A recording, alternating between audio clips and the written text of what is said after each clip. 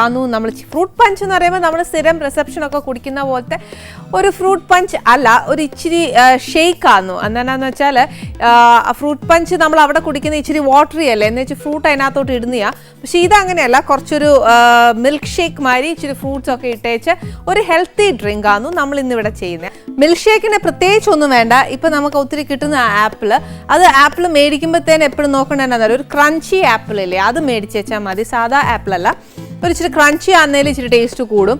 ഇച്ചിരി ഇത് ഒരു ആപ്പിളേ ഉള്ളൂ. പിന്നെ വേണ്ടിയത് എന്നാന്ന് വെച്ചാൽ ഒരു പേരക്ക. ഇതിപ്പോൾ ഒരു പേരക്ക അല്ല, ഒരു 2 പേരക്ക എടുത്തിട്ടുണ്ട്. പക്ഷെ ഒരു ആപ്പിൾ ആണെന്നേൽ ഒരു പേരക്ക, ഇച്ചിരി പഴുത്ത പേരക്ക ആവണം എന്നേ ഉള്ളൂ. പിന്നെ അതേപോലെ കുറച്ച് ഓറഞ്ച്. ഓറഞ്ച് എടുക്കുകയാണെങ്കിൽ അതിനകത്ത് കുരു കളയണം, നാര് കളയണം, അതിൻ്റെ തൊലിയെല്ലാം മാറ്റി വെച്ചാൽ അല്ലി മാത്രം മതി കേട്ടോ. പിന്നെ മധുരം അനുസരിച്ച് കുറച്ച് പഞ്ചസാര. പിന്നെ എന്നാന്ന് വെച്ചാൽ കുറച്ചൊരു വാനില ഐസ്ക്രീമും കൂടി ഇട്ടിട്ട് വേണം നമുക്ക് മിൽക്ക് ഷേക്ക് അടിക്കാനായിട്ട്. പിന്നെ എന്നാന്ന് വെച്ചാൽ പഞ്ചസാര വേണ്ടിയെന്നുണ്ടെങ്കിൽ ഇട്ടേച്ചാൽ മതി, ഇല്ലെന്നുണ്ടെങ്കിൽ ഇടണ്ട. കാര്യം എന്താണെന്ന് വെച്ചാൽ ഫ്രൂട്ട്സിന് ബേസിക്കലി അതിൻ്റെ നാച്ചുറൽ ആയിട്ടുള്ള ഒരു മധുരം ഉണ്ട്, അതാ ഇഷ്ടമെങ്കിൽ അങ്ങനെ മതി. അല്ലാന്നുണ്ടെങ്കിൽ ഈ പറഞ്ഞ കൂട്ടി ഇച്ചിരി പഞ്ചസാര ഇട്ട് ഒരു വാനില ഐസ്ക്രീമും കൂടി ഇട്ടേച്ച് നല്ലതായിട്ട് മിൽക്ക് ഷേക്ക് അടിച്ച് മുകളിൽ ഒരു സ്കൂപ്പ് ഐസ്ക്രീമും കൂടെ വെച്ച് ഡെക്കറേറ്റ് ചെയ്ത് കൊടുക്കാം കേട്ടോ. അതാണ് നമ്മളിവിടെ ഉണ്ടാക്കാൻ പോകുന്ന ജ്യൂസ്.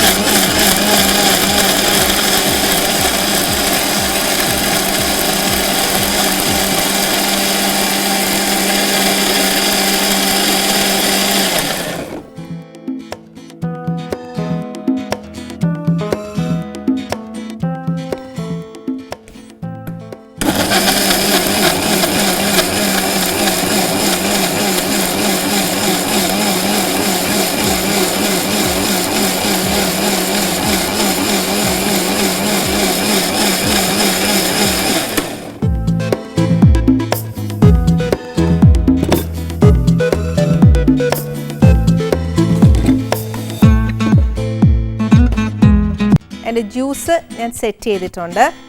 അതേപോലെ ഈ കളറാട്ടോ അതിന് വരുന്നത്. പിന്നെ ഈ പറഞ്ഞ പോലെ ഇച്ചിരി കൂടിയൊക്കെ ഡെക്കറേറ്റ് ചെയ്യണമെന്നുണ്ടെങ്കിൽ ഒരു സ്കൂപ്പ് വാനില മേലിലിടാം. പിന്നെ നമ്മൾ ഇട്ട ഫ്രൂട്ട്സൊക്കെ ഇച്ചിരി കുഞ്ഞായിട്ടൊക്കെ അരിഞ്ഞേച്ച് മേലോട്ടൊക്കെ ഡെക്കറേറ്റ് ചെയ്യാം. പിന്നെ ഈ പറഞ്ഞ കൂട്ട് ഇതൊന്നും എനിക്ക് നേരം കിട്ടിയില്ല, അന്നേരം പിന്നെ ഞാൻ ഇത് ഇത്രേ ചെയ്തിട്ടുള്ളൂ.